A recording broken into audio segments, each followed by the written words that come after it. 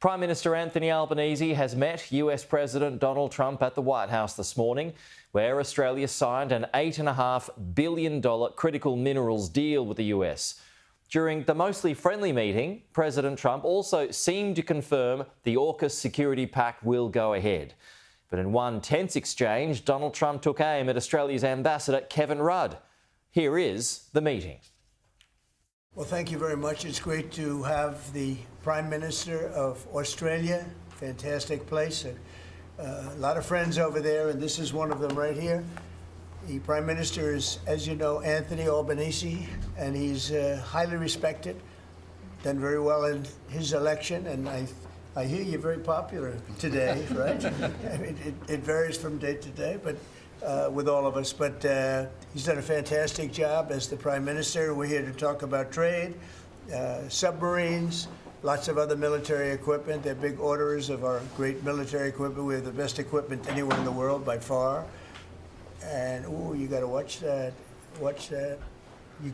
You're not allowed to break that. That mirror is 400 years old.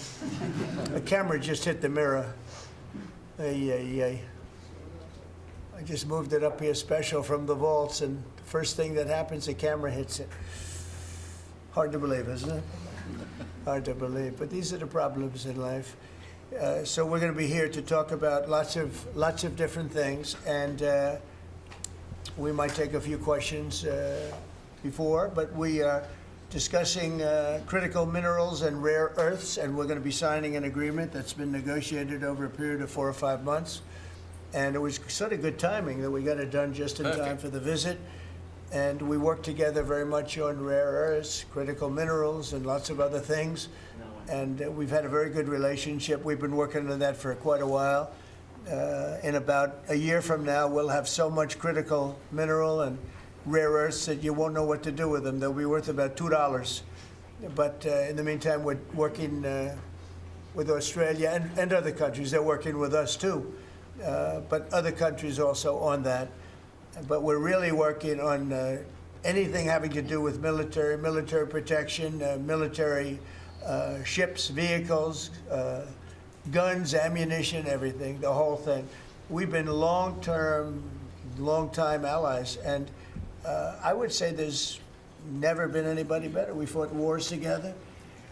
We never had any doubts, and it's a great honor to have you as my friend. It's a great honor to have you in the United States of America. Please, would you like to say something? Well, thank you so much, Mr. President, for the invitation here to the White House and for showing us around the improved Oval Office, and for what you're doing around here as well, and for the great honour as well of my delegation staying just across the road. We could have walked, but they didn't let us. We drove all of 20 metres there from Blair House, but it's a great honour to be able to stay there. We are great friends and we're great allies, and this is a relationship that's been forged in the battlefields of the world. We have stood side by side for freedom and democracy, and congratulations, I must say, Mr. President, on the work that you've done with the Middle East.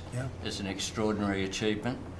And on defence, we've already had a discussion about taking it to the next level.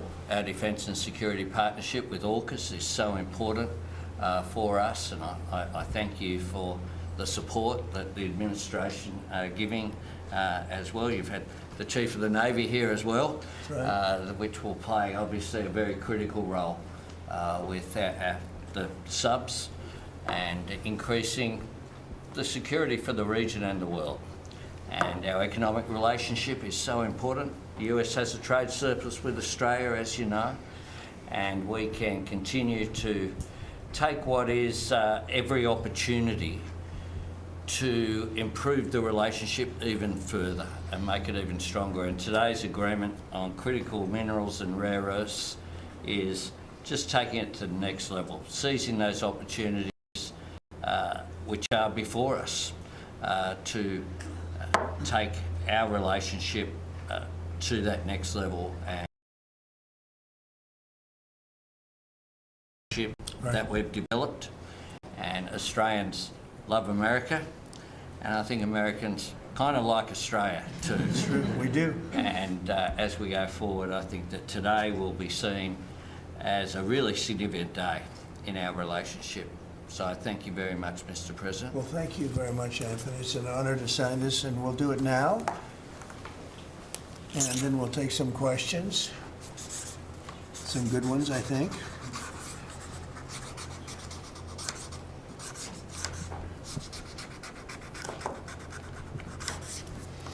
Okay.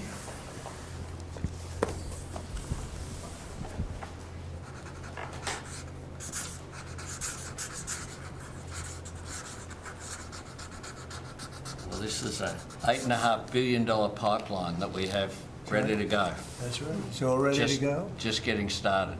And we're doing a real job on rare earth and many other things. Perhaps I could ask John to say a few words, and then we'll exchange papers. But just how are we doing on your naval purchases and all of the submarines that we're working on with Australia? How's that going? Thank you, Mr. President. Obviously, Australia is a very important ally of ours in the Indo-Pacific and in every battle. They've fought with us since World War I, and they've always been side by side. The facility that they're building, Surf West, is critical and very important to our ability to project power in the Indo-Pacific and work with our allies. So we're working very closely. I think what we're really trying to do is take the original AUKUS framework and improve it for all three parties and make it better and clarify some of the ambiguity that was in the prior agreement. So it should be a win-win for everybody. So.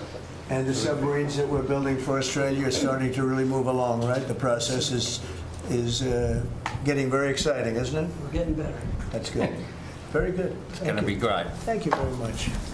Maybe we'll hold this up. Okay.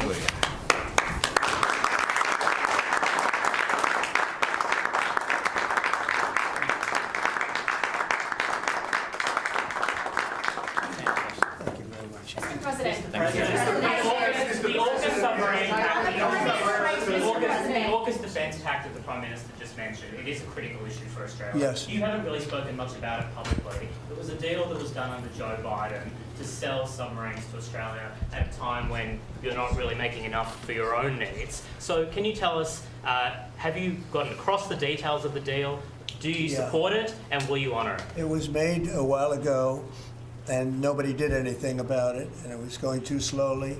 We do actually have a lot of submarines. We have the best submarines in the world, anywhere in the world, and we're building a few more currently under construction. And now we're starting, we have it all set. With Anthony, we've worked on this long and hard, and we're starting that process right now, and I think it's really moving along very rapidly, very well. But if the rate of submarine production doesn't continue, how can you guarantee Australia will get the boats? Oh, it's getting, oh no, they're getting it. Mr. President. At least 32 people have been killed in those. Excuse me, you're next. Thank you. Go ahead. China's bad behavior has really only gotten worse since the AUKUS partnership was formed. With that in mind, is the door open for Australia to get additional nuclear-powered submarines or other military capabilities not already in the deal? I think China's been very respectful of us. They're paying tremendous amounts of money to us as in the form of tariffs. As you know, they're paying 55%. That's a lot of money. They never were paying anything over years and years and years. But they were like anybody else. A lot of countries took advantage of the U.S. They're not taking advantage anymore. No, China's paying 55% and a potential 155% come November 1st, unless we make a deal. And I'm meeting with President Xi. We have a very good relationship. We're going to be meeting in South Korea in a couple of weeks, and we'll see what we can do. We have a very good relationship with China, but you know, it's been probably a little bit like your relationship with China. They try and take advantage, but most countries do. I mean, I can say the European Union took advantage, but not anymore. We worked out a very fair trade deal. Japan, we worked out a very fair deal. South Korea, where I'll be meeting President Xi, we worked out a very fair deal. And I expect we'll probably work out a very fair deal with President Xi of China. So most of you will be with us. It's going to be very exciting. And I think we're going to work out something that's good for both countries. Are you at least interested in expediting, excuse me, are you at least interested in expediting the nuclear-powered subs to Australia? Well, we are doing that, yeah. We're doing that. we have them moving very, very quickly. Yeah, please. Mr. President, I don't think you've ever been to Australia. Have you thought about coming to Australia and trying out some of the golf courses? I would, and I actually have been to Australia, and I did play one of your great golf courses. They have great golf courses there. But I have been to Australia, actually. Would you come again? Oh, I would. In fact, I've been invited to go, and Indeed. I'll have to give it serious consideration. No, it's a real Did possibility. the Prime Minister invite you today? He did. And perhaps we could time it, must be said, with the President's Cup that Australia hosts as well. When is the President's Cup? We'll organise it at a time suitable for you, Mr. President. Okay, please, in the back, please. Yeah, in the back, please. Yeah, Mr. President, the Prime Minister mentioned that there's a trade imbalance that's very heavily in America's favour. Why does America slap such heavy tariffs on a friend and ally? Well, we don't, Australia? yeah. Well, we do in some cases. We do in many cases because we've been treated unfairly, but actually the tariffs are very light. The one thing is you buy a lot of airplanes, so that helps because you buy a lot of the beautiful Boeings, the best of the Boeings. Boeing, and by the way, Boeing is really doing well. They have lots of orders, and they're really doing a great job. They make a great plane. But Australia, because of its location, which is great, but one of the things dictated by that location is you have to order a lot of airplanes. So I guess we have that advantage. They need a lot of airplanes in Australia, and that gives us a little bit of an advantage. Given the trade surplus that the US enjoys with Australia, would you consider lifting the tariffs that you've imposed on Australia? And can you give us any details about the critical... Yeah, well, the tariffs have been amazing because, you know, tariffs have been really a reason that I was able to settle almost all of the, you know, I've settled 8 wars in 8 months. Not bad. I have one more to go. It's Russia-Ukraine, and I think we'll get there, but it's turned out to be nasty because you have 2 leaders that truly hate each other, you know? You can't have it all, right? They hate each other beyond all else, and it makes it actually a little bit difficult. But we try, of the 8 deals, I would say because of tariffs, 4 or 5 of them were settled. It's an amazing thing, the power of tariffs in terms of our country. But tariffs have always been used against us. We never use them against anywhere else. And now you have a president that for national security reasons and other reasons is using them. And we've become a very rich nation again and a very secure nation again. But we've also become a nation that used that power of tariffs and the power of trade to settle 5 of the 8 wars that I said. I settled 8. I'm very proud of that. Nobody else has settled 1. I don't think there's been an American president that settled 1. I think there probably hasn't been outside of the 2 countries involved, or however many are at war. I don't think there's ever been an outside country that settled a war, period. So I settled 8 in 8 months. I'm proud of that. Now, in the meantime, I'm running a country that's right now we're the hottest country anywhere in the world. We were dead. A year and a half ago, we were a dead country. Now we're the hottest country in the world, economically and otherwise. So, but I will say this, Australia pays very low tariffs, very, very low tariffs. In fact, Australia pays among the lowest tariffs. Go ahead. Mr. President, there's been concern in Australia that it's taken 9 months to get this meeting. Have you had any concerns with this administration, with its stance on Palestine, climate change, or even things the ambassador said about you in the past, the Australian ambassador? I don't know anything about him. I mean, if he said bad, then maybe he'll like to apologize. I really don't know. Did an ambassador say something bad about him? Don't tell me. I don't know. Where is he? Is he still working for you? Yeah. You said bad? Before I took this position, Mr. President, I don't like you either. I don't, and I probably never will. Go ahead.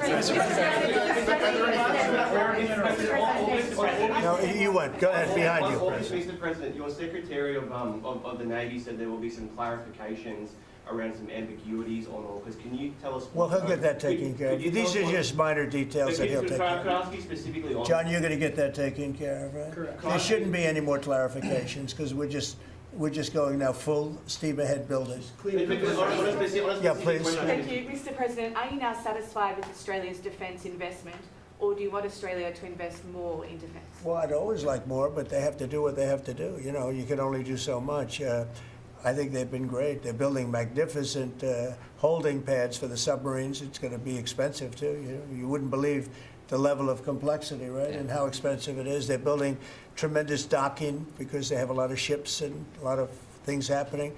And I think their military has been very strong, very, very strong. You just alluded to the violence in the Middle East. What steps is the administration taking to maintain the ceasefire? Well, a lot of steps, and right now it's in the hands of others. You know, we have 59 countries that agreed to the deal. We have a peace in the Middle East for the first time ever. We made a deal with Hamas that, you know, they're going to be very good, they're going to behave, they're going to be nice, and if they're not, we're going to go in, we're going to eradicate them if we have to. They'll be eradicated, and they know that. So they went in. They went in, and I don't believe it was the leadership. They had some rebellion in there among themselves, and they killed some people, you know, a lot of people. But this is a violent group. You know, you probably noticed over the last 100 years, this is a very violent group of people.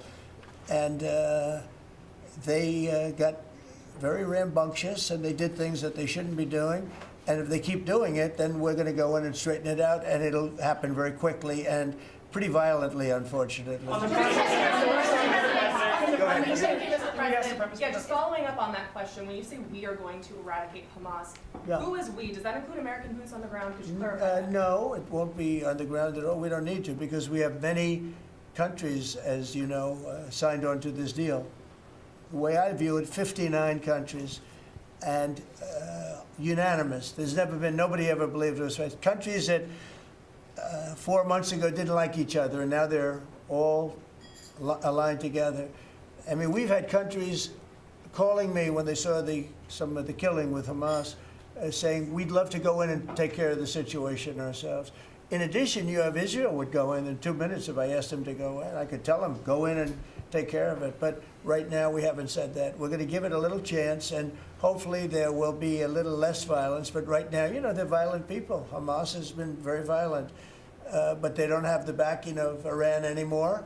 They don't have the backing of really anybody anymore. They have to be good. And if they're not good, they'll be eradicated. That everyone killed in the Caribbean was a narco-terrorist. Were any innocent civilians killed in the Caribbean, Mr. President? Not you. Mr. President, go ahead, please. Could the Prime Minister weigh in on more on the processing for rare earths? And can Australia expand the processing of rare earths? Absolutely we can, and we have the capacity to do so, and part of this deal is very specific, $8.5 billion pipeline. There'll be $1 billion contributed from Australia and the United States over the next 6 months with projects that are immediately available. There's 3 groups of projects, ones that are joint activities between Australia and the United States, such as Alcoa. Secondly is projects that will be US investment that the US will undertake in Australia, including processing, and then ones that Australia will undertake, some as well. One of them is Australia, the US and Japan as well. So what we're trying to do here is to take the opportunities which are there. Australia has had a view for some time, a bit similar to putting America first. Right. Our plan's called A Future Made in Australia, which is about not just digging things up and exporting them, but how do we make sure that we have across the supply chains with our friends being able to benefit, seize those opportunities. So we certainly see part of what this is about isn't just digging things up, it's also about processing, including the joint ventures between Australia and the United States. Can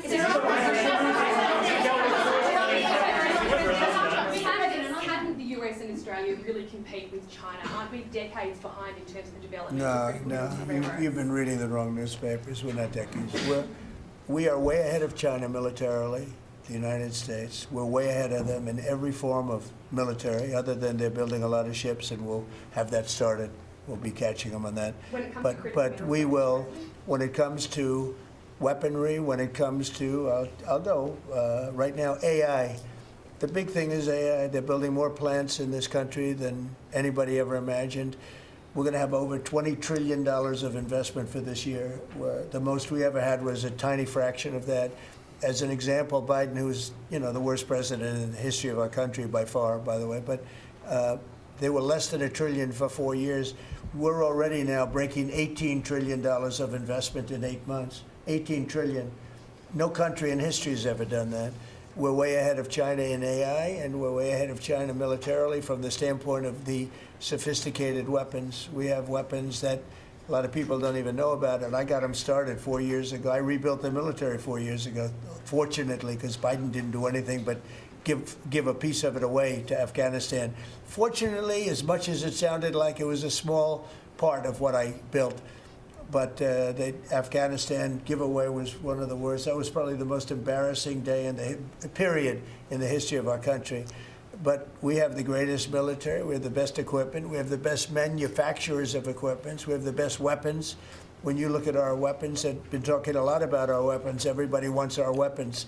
But it's great to be working with Anthony. It's great to be working with the people of Australia, because they also, I mean, it's a smaller country, but you have done a fantastic job in weaponry and the kind of things. So we do a lot of joint work together. Our militaries work very, very closely together. We've been really an amazing ally when you think of it, right? There's never been any games. We're strongly committed, and they're strongly committed. There are some games with other countries, but there haven't been games with Australia. Where do you come from? I'm from Australia. Who are you with? The Sydney Morning Herald.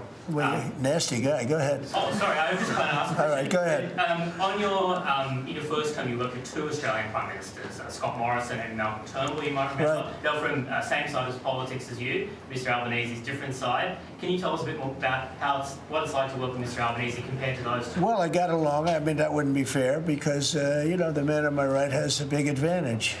You know that, right? But I think he's doing a really good job, and we've had a very good relationship. I don't want to compare one with the other, but I'll tell you, this one is, they really have a great prime minister. Thank you. Okay, was that a good statement?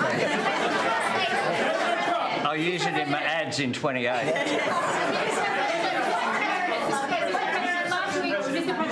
President Putin on Thursday, did you discuss his ongoing attacks on civilian areas in Ukraine? Yeah. Did you say cut it out? Did you say show an article of good faith to me? I did. But as you know, most of the people dying are soldiers. The soldiers that are dying in Russia and Ukraine, it's unbelievable. 5,000 to 7,000 a week. Can you believe it? And I look at that and I say it's pretty amazing. But in addition to that, there are attacks on Kiev and some of the other places. And it's human lives, but the big number of human lives is soldiers that are being killed in the battlefield.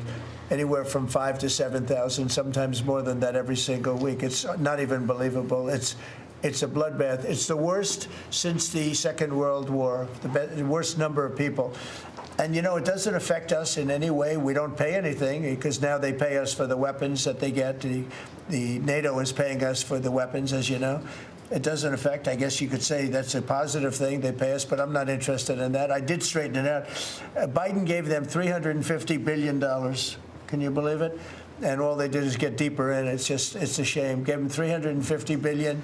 A lot of lives were lost. That's a war that would have never happened if I were president. But we do speak about that. I speak about all of the lives, but I do speak about the civilian lives. Yeah. The First Lady has done such an amazing job on the Ukrainian children who were abducted by Russia.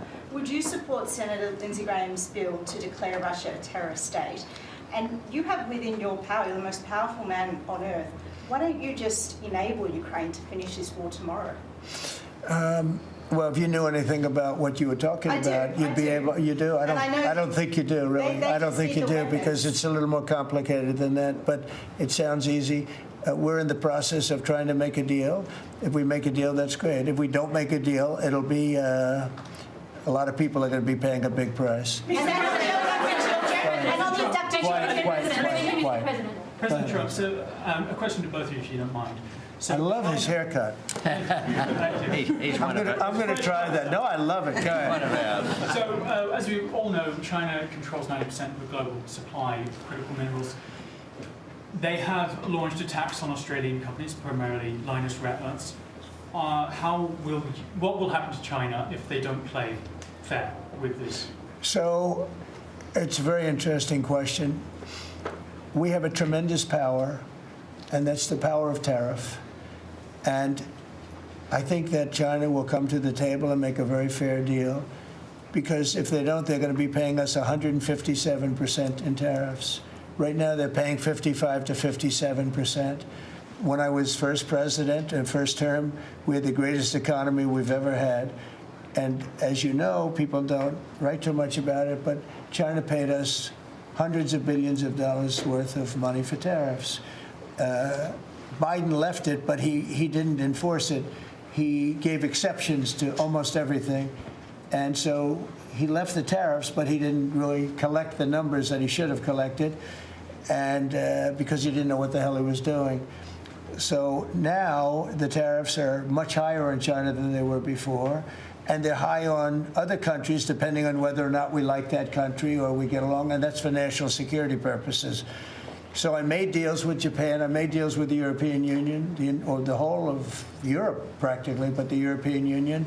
Made deals with a lot of different people. We have a very fair deal for, I will say, Australia's paying a low number. They do have, I'll change it, we have a little bit of an advantage on that one. I told you, the advantage we have is airplanes. We sell a lot of airplanes to them, and they need them. It's a very vibrant place, and people go in and out, and I look forward to going there myself. And I think it's unlikely I'll be taking a ship. That's a long journey. That's a long. But China has treated us with great respect. Now, in the past, they didn't treat other presidents with great respect. They would take hundreds of billions and even trillions of dollars out of the country, and they would spend it and build their military. Now they're treating us with great respect. Now, we'll see what happens. I said, if we don't make a deal, I'm putting on an additional 100% on November 1st. I think we'll make a deal. They threatened us with rare earths, and I threatened them with tariffs, but I could also threaten them with many other things, like airplanes. You know about airplanes, because they can't get parts for their airplanes. We build their airplanes. We do a great job. They're largely Boeings. And we could stop the parts. We did stop the parts, actually, when they did the initial threat. That's a big... They closed down over 400 of their airplanes. But we don't want to do that. But we have a much simpler thing. If we don't make a deal, we'll charge them a very substantial tariff. And they'll be paying us hundreds of billions of dollars a year, which they're basically paying right now. We had presidents that allowed China and other countries get away with murder. We're not going to allow that, but we're going to have a fair deal. I want to be good to China. I love my relationship with President Xi. We have a great relationship. I believe after we leave South Korea, we'll be there together. We thought that would be a good place to meet, and we're going to be meeting. I'll be in Malaysia, I'll be in Japan, I'll be in a couple of others. We'll be sort of doing a little bit of a tour. I've been invited to go to China, and I'll be doing that sometime fairly early next year. We have it sort of set. But I think we're going to have a very good relationship with China. And again, they will threaten us with rare earths. I don't think they're threatening us too much right now. But they could do that, but I threaten them with something I think is much more powerful, and that's tariffs.